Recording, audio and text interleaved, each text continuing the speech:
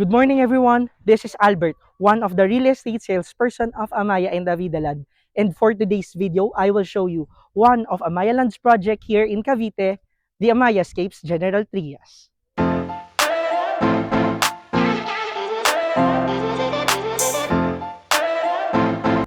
At my back is our single home 60 and ayan yung i-offer ko sa inyo.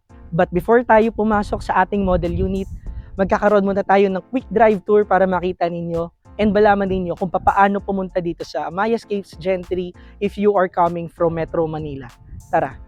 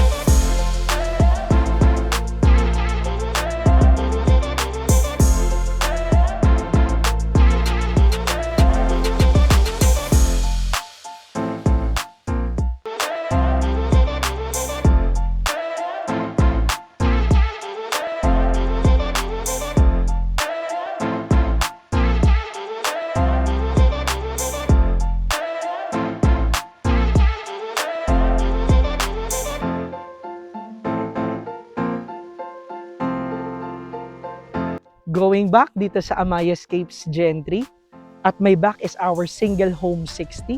So what you will see inside is ayon yung i-deliver upon turnover ng inyong unit. This is a semi-complete finished unit pag turnover sa inyo. And kaya siya tinawag na single home 60 dahil 60 square meters ang kanyang floor area and ang ating minimum lot area is 110 square meters. Your lot starts from here. Dito po magsisimula ang inyong property. Meron po tayo ditong space pwede ninyong gawing lanay. And hanggang dito po siya. Ganito po ang sukat ng 110 square meters. Sa mga nag-iisip po kung pwede pong lagyan dito ng expansion for balcony and additional room, pwede po siya for as long as hindi natin gagamitin yung firewall ng ating kapitbahay.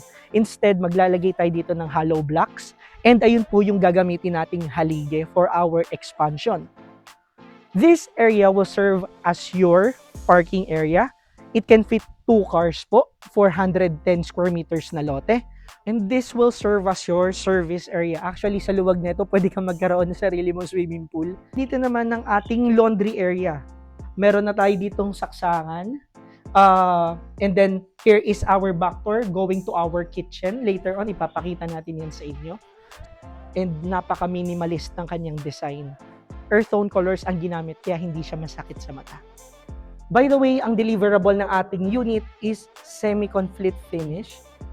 So, pasok tayo. Upon entering, ang ating flooring is made from a smooth cement finish.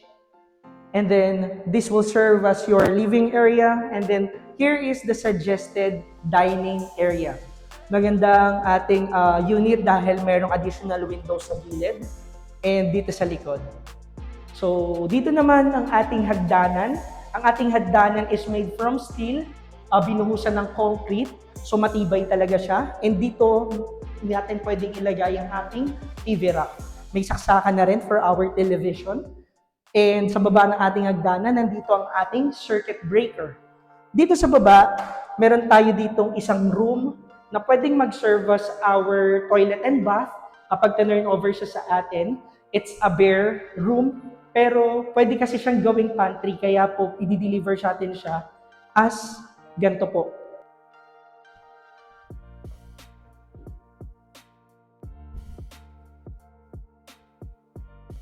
Sa ating sink, ito na po ang i-deliver. Ang kinagandahan niyan, meron tayo dito grease trap, and meron tayo ditong additional storage dahil meron na siyang cabinet. Meron na tayo ditong saksakan for our kitchen appliances. Pwedeng nandito ang ating refrigerator and ang ating gas range. And dito naman po yung ating back door. Yan, ito po. Yung pinakita natin kanina. And meron ding windows. Yan. So pag nagluluto kayo, pwede nyo siyang buksan. And we are now going to our second floor. And this is what your second floor looks like. Ipakita natin.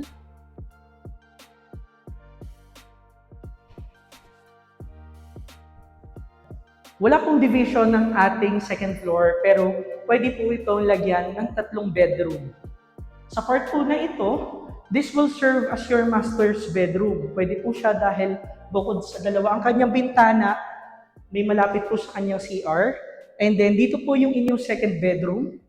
Meron po kasi tayong 3 provision for aircon dito, kaya tama lang po siya for 3 bedrooms. And this is your third bedroom. So maluwag siya, kasya po talaga siya sa 3 bedroom, and kada bedroom naman is merong bintana. Okay na din po yung ating ceiling, made from gypsum board, and meron na rin po tayong kasamang smoke detector. And here is our toilet and bath. The door is made from PVC. You have the lavatory. You have the flush toilet. And a decent space for your bathroom.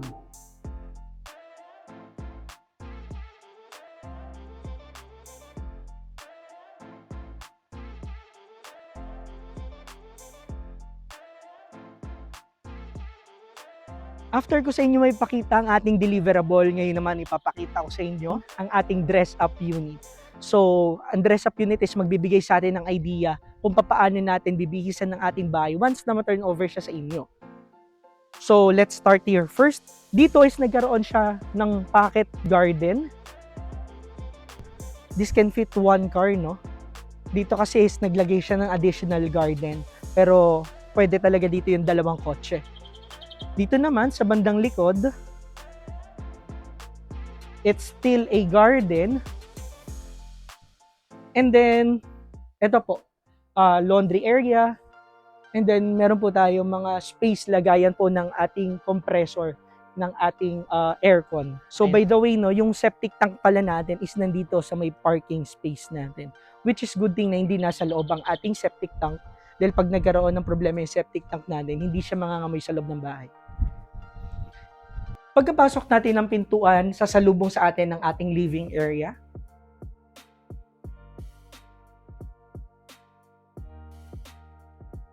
This is actually a decent space for your living area.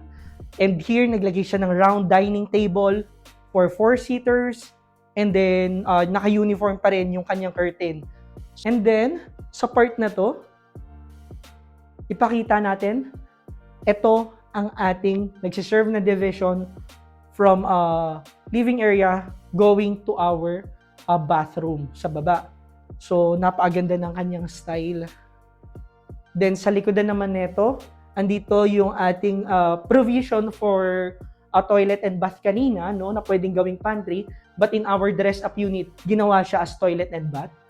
And dito naman sa ating gilid, sa baba ng ating hagdan, nagkaroon dito ng work from home setup or inyong study table kung meron kayong mga kids, and additional na storage ng inyong mga gamit.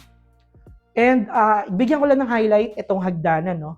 Kanina ang i-deliver kasi sa atin is wala po tayong hand railings, pero this time nilagyan siya ng steel na hand railings na color white, but you can put a glass or wood hand railings po dito.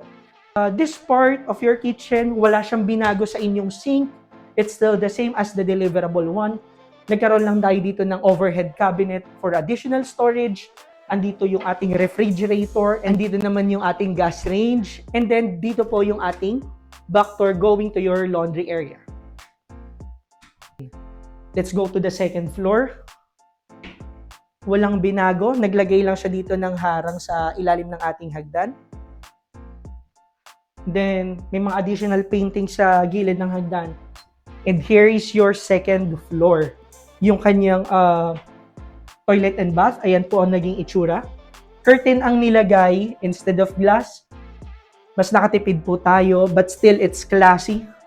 And here is your first bedroom. Naglagay lang ng MDF or medium density fiber na pintuan. May idea tayo kung anong pwedeng gawin nating pintuan once na magpaparenovate tayo. So this is a boys room. Naglagay lang ng single bed. But if you have many kids, you can put a pull-out bed. And na-maximize yung space dito dahil nagkaroon dito ng ating built-in cabinet. And let's go to our second bedroom. It has the same door, MDF po siya.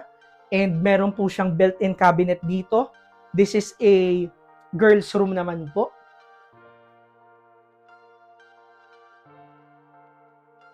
And here is your last bedroom. Ito yung ginawa nilang master's bedroom. Ito po siya. The materials is same. Even the built-in cabinet is same po. Ang nilagay naman po dito na kama is full double. Ayan po siya.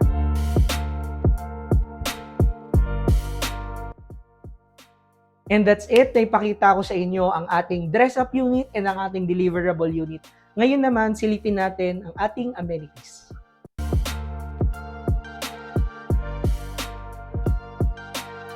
So, isa yan sa mga nilook forward ng ating mga buyers. No? Aside sa property na kinukuha nila, yung pagkakaroon ng magandang amenities is a big plus pag nag-invest kayo sa property.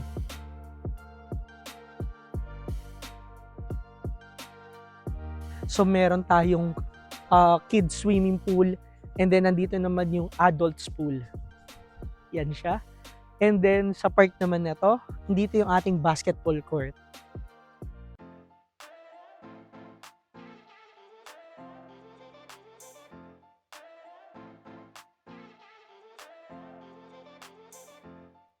And that's the end of my presentation to you guys for our Amayascapes Gen 3. Kung nagustuhan mo ang ating offering, send me a message and mag-set na tayo ng tripping.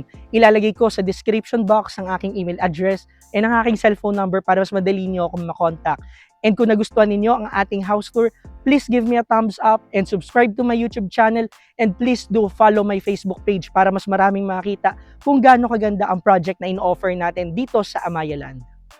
Again, this is Albert, your buddy in searching for a property. Thank you so much for watching. See you on my next video.